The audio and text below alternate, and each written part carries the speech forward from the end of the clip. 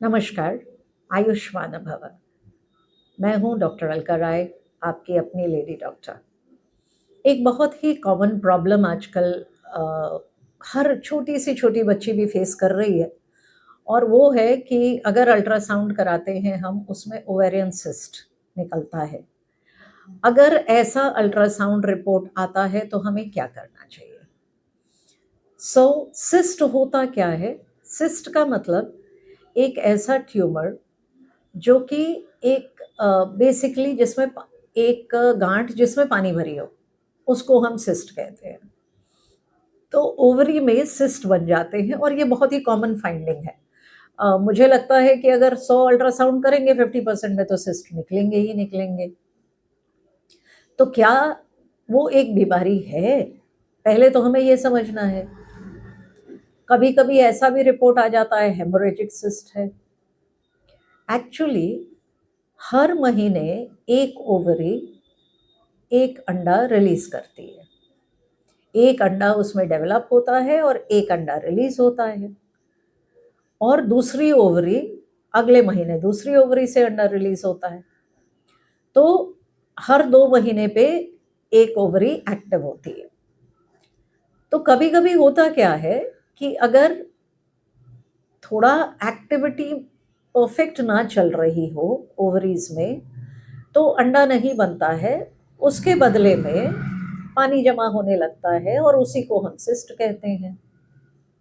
तो अगर एक कुंवारी लड़की को सिस्ट निकला है अल्ट्रासाउंड फाइंडिंग में, तो एक्चुअली कोई खास चिंता नहीं करना, क्योंकि अगर अंडा नहीं बन रहा है तो उसका मतलब तो सिर्फ ये है ना कि भाई बच्चा पैदा करने में परेशानी होगी।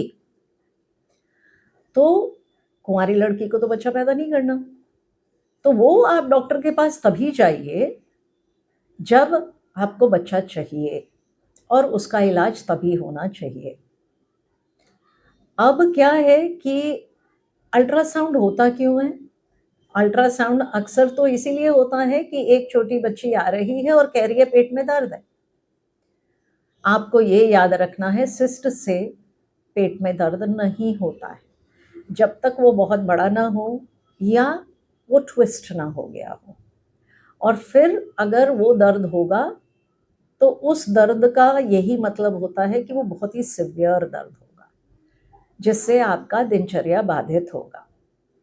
तो अगर हल्के फुल्के दर्द के लिए आपने अल्ट्रासाउंड कराया है और उसमें सिस्ट निकला है, तो वो बहुत ज़्यादा चिंता का विषय नहीं है।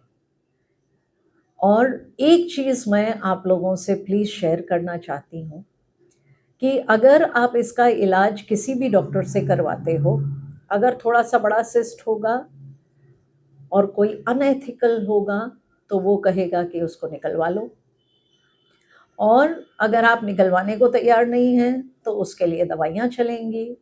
और जो दवाइयाँ चलती हैं वो मेनली हार्मोनल दवाइयाँ चलती हैं, क्योंकि सिस्ट से होता क्या है कि अगर अंडा नहीं बनेगा तो पीरियड्स बहुत रेगुलर नहीं होंगे या स्कैंटी पीरियड्स होंगे। तो अब उसको ठीक करने के लिए हार्मोनल दवाइयाँ दी जाती हैं।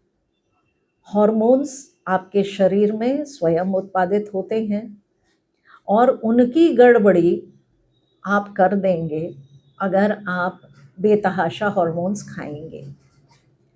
और हार्मोनल दवाइयों की सबसे बड़ी प्रॉब्लम ये है कि वो रेगुलर खाना होता है, और आप अगर रेगुलरली नहीं खाएंगे, अगर एक दिन आप भूल गए तो वो अर्थ का अनर्थ हो जाता है उससे। और यहाँ पे रेगुलरली तो कोई रूटीन में रहता ही नहीं है। तो मेरा ये अनेक सलाह है आप सब लोगों को कि हार्मोन्स कृपया ना यूज करें जब तक कि वाकई कोई जानलेवा बीमारी ना हो। एक्चुअली ये सब इनको दवाइयाँ कहते हैं और दवाइयों से खिलवाड़ नहीं करना चाहिए। दवाई और मिठाई में एक फ़र्क है।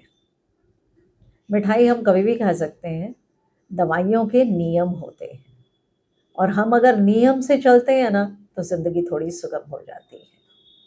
आयुष्मान भव। आयुष्मान भव।